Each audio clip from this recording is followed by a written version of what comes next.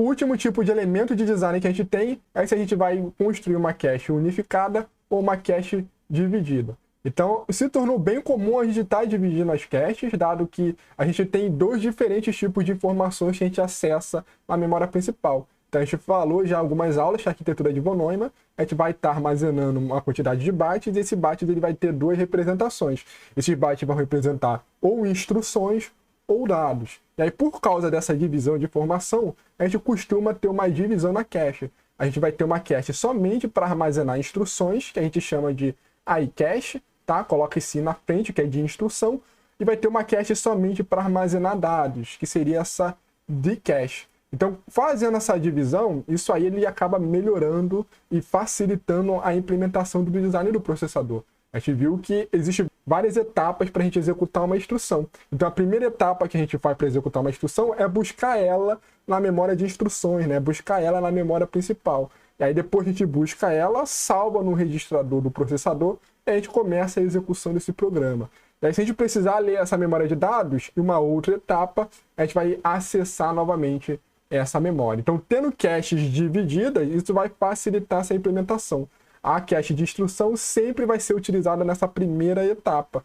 E a cache de dados, ela sempre vai ser utilizada lá na etapa mais para o final da execução da instrução. Então, isso aí acaba facilitando o design de processador. E essas caches divididas, elas costumam ser nas caches L1, que são as caches mais rápidas que vão estar sendo acessadas por qualquer operação do processador. Então, elas costumam ser divididas e os demais níveis de cache eles costumam ser unificados. Então, o cache unificado, elas costumam ser maiores, elas possuem uma maior taxa de hits, ou seja, ela vai ter uma maior taxa de acerto. Então, provavelmente, você sempre vai estar encontrando determinado elemento nessas caches unificadas, tá? Tanto uma instrução quanto dados. Os demais níveis de cache, eles costumam ser desse tipo, já que isso não vai impactar tanto o caminho de dados do processador. Então, essa é a tendência. Caches divididas na L1 para facilitar a implementação de várias etapas do processador, como nas implementações com pipeline,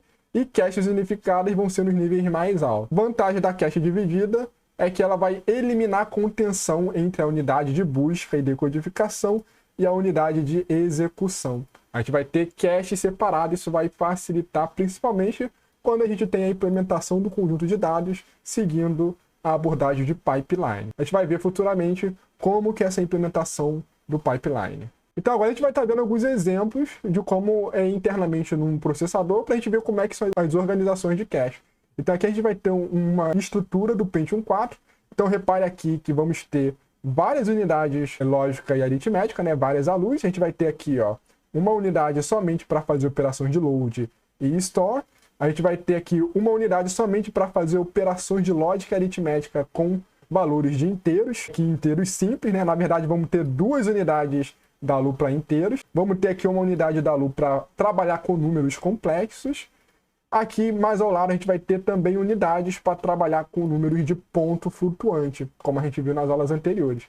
E para cada uma dessas unidades, a gente vai ter o quê? Vamos ter aqui ó, o banco de registradores, esse aqui somente para registradores com valores inteiros, e aqui vamos ter um banco de registradores para valores com ponto flutuante. Então a gente vai ter essa organização, e aí os demais componentes, as demais unidades funcionais, elas vão ser memória. A gente vai ter aqui memória cache L1 somente para instrução, aqui abaixo é memória cache L1 de dados, e vamos ter memória cache L2, memória cache L3. Então a gente pode reparar aqui ó, que o espaço da L1 é somente 16 KB.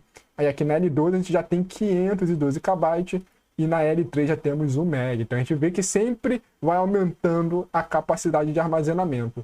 E aqui perto da unidade de busca, esse instruction fetch, a gente vai ter ele conectado aqui, separado, acessando a cache L1 de instrução, enquanto a cache de dados ela vai ser conectada com as demais unidades funcionais, as demais unidades da ALU. Então repare aqui que sempre quando a gente vai fazer alguma operação, a gente vai estar lendo essa cache de dados. Então as operações load e store sempre vão estar acessando a cache de dados. Então isso aí facilita o design. E aqui a L3 ela vai ser conectada no System Bus, que a gente viu nas últimas aulas, que ele vai conectar tanto a memória principal e os dispositivos de entrada e saída.